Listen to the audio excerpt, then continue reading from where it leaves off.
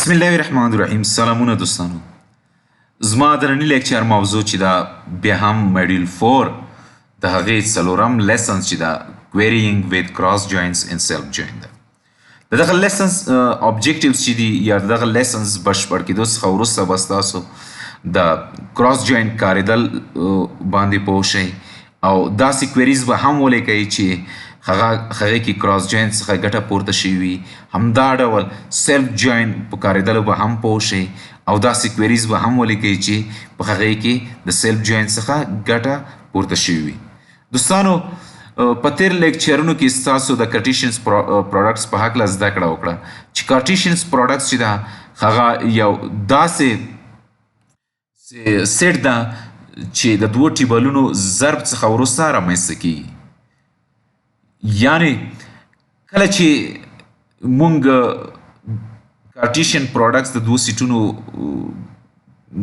څخه لاسته راوړو نو د هغې دپاره مونږ لومړي ټیبل لومړی ریکارډ چې ده د دویم ټیبل ټولو ریکارډونو سره ضرب کوو. همدا ډول د لومړي ټیبل دوهم ریکارډ چې ده د دوهم ټیبل ټولو ریکارډونو سره ضرب کوو. همدغه سلسله تر پایه پورې دوام کوي او دغه نتیجه کې چې کوم ریزلټ سیټ یعنی ټیبل چې رامنځته شي هغې ته موږ کارټیشن پروډکټ وایو.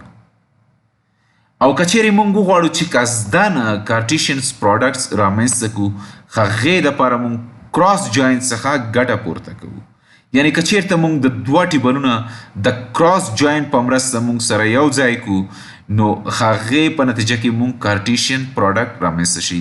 که دغه نور هم ساده کړو چې کارټیشن پروډکټس په مرسته که چیرته په لومړي ټیبل کې دوه ریکارډه وي او په دوهم ټیبل کې درې ریکارډه وي نو د کارټیشن په مرسته موږ ته شپږ ریکارډه لاسته راشي. یعنی دغه ریزلټ سیټ به چې وي د دغو دوو ټیبلونو شپږ ریکارډه وي یعنی کارټیشن پروډکټ به شپږ ریکارډه وي.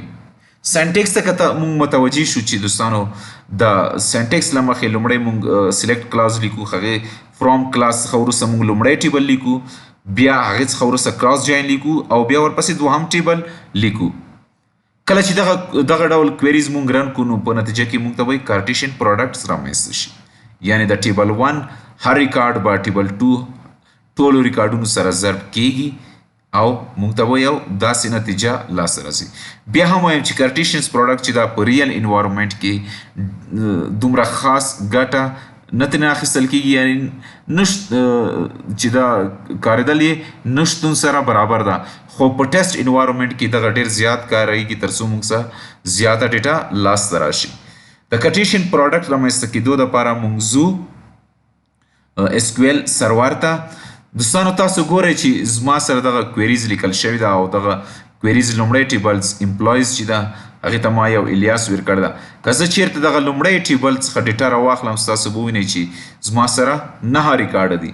زه غواړم چې همدغه ټیبل د ځانه سره یعنی امپلایز ټیبل بیا هم د امپلایز ټیبل سره کراس جوین کم یعنی د دغو دواړو کارټیشن پروډکټ رامنځته کم چې هغې په نتیجه کې موږ ته 81 ریکارډونه رامنځته شي یعنی 9 ضرب 9 81 کېږي.